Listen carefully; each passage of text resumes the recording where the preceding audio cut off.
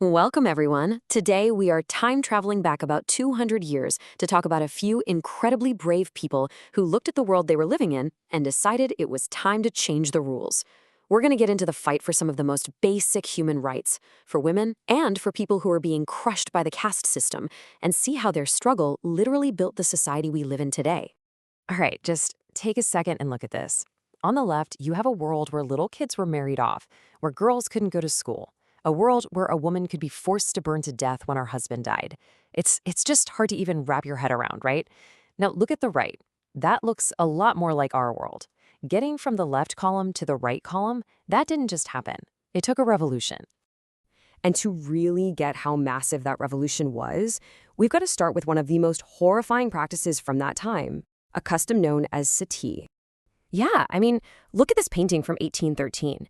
This isn't just some abstract idea. This was real. Sati was the practice where a widow would be burned alive on her husband's funeral pyre. And the truly twisted part? In many places, this wasn't seen as murder. It was actually praised, glorified as some kind of ultimate sacrifice. Society was basically giving this a thumbs up. It's chilling. Okay, but as horrifying as all that was, this is also when some really amazing people stepped up. People who looked at these so-called traditions and just said, nope, not on my watch. These were the great reformers. And one of the biggest names, a total game changer, was Raja Rammohun Roy. He was this brilliant scholar in Calcutta who started a group called the Brahma Samaj. He was just deeply, deeply upset by how women were being treated, especially Sati. And he made this powerful argument that women were being trapped in their homes and totally blocked from getting an education. And here's where it gets really clever. The strategy that Rammohun Roy and the other reformers used was genius. It was like a playbook. They didn't just say, hey, this is morally wrong. No. They went back to the ancient religious texts, the very books the traditionalists were using, and they found verses that proved these practices weren't traditional at all. They basically used the rulebook against the people enforcing the rules. So smart. Exactly. And he would hit them with this flawless logic. People would say, well, women are just naturally not as smart. And Roy would fire back with arguments like this one. If you do not educate women, how can you see them as inferior? It's such a perfect point. You can't keep someone locked in a dark room and then blame them for not being able to see. He was dismantling their whole argument. And guess what? It worked. The British officials, who were already pretty horrified by Sati, totally listened to him. And in 1829, Sati was officially banned. This was a huge, huge victory and a massive turning point for women's rights in India. And Rammohun Roy wasn't the only one. Other reformers took his brilliant playbook and ran with it. One of the most important was this man, Ishwarchandra Vidyasagar. He used that exact same strategy, digging into old texts, but he focused on another massive injustice, the fact that widows weren't allowed to remarry. Back then, if your husband died, your life was pretty much over. Vidyasagar fought to give these women a second chance. And his campaign totally caught on. As you can see, a law allowing widows to remarry was passed in 1856, and the idea started spreading all over the country. But we gotta be clear, this wasn't easy. Reformers like Vidyasagar were often boycotted and kicked out of their social circles. They paid a real price for this progress. Okay, so changing the laws was a huge deal. But the reformers knew that wasn't enough. You have to change how people think. And the best way to do that? Education, especially for girls. Get ready for this, because this one is just wow. A lot of people back then honestly believed that if a woman learned how to read and write, her husband would die. I know, it sounds completely nuts to us, but that was a real widespread fear. That's what they were up against. But even with that crazy belief hanging over their heads, people pushed forward. Just look at this photo from 1875. These are students at one of the first schools that gave girls the exact same education as boys. Can you imagine how much courage it took for these girls and their families to walk into that school every day? They were defying everything society told them, all for the chance to learn. That's incredible. And what I love is that it wasn't just men fighting for this. Women themselves were leading the charge. You had women like Rasundari Devi, who literally taught herself to read in secret at night by candlelight.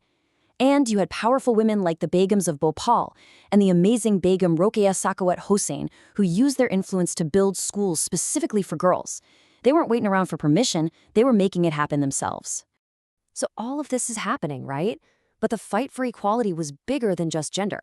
The reformers knew that all these systems of oppression were tangled together.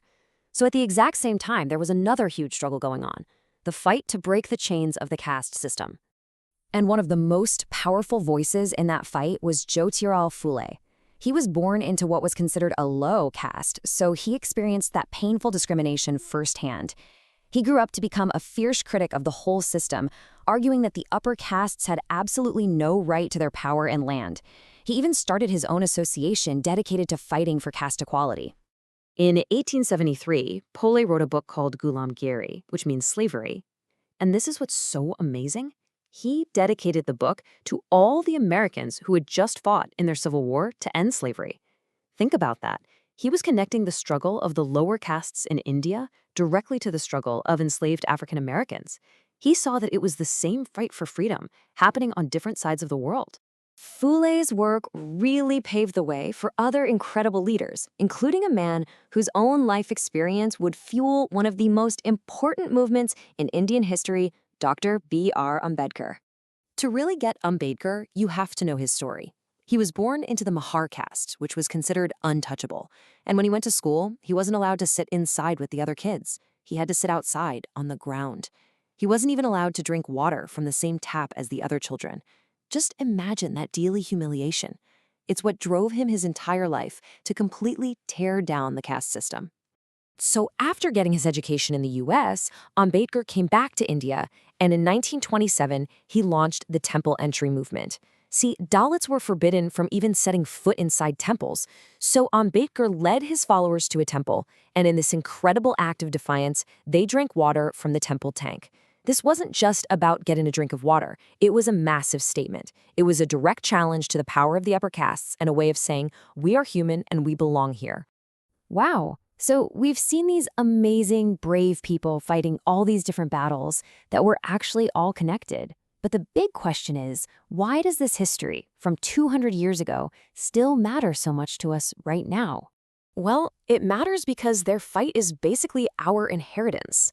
Every law that protects women, the fact that every girl has the right to go to school, the protections against caste discrimination that are written right into India's constitution, all of that exists because of them.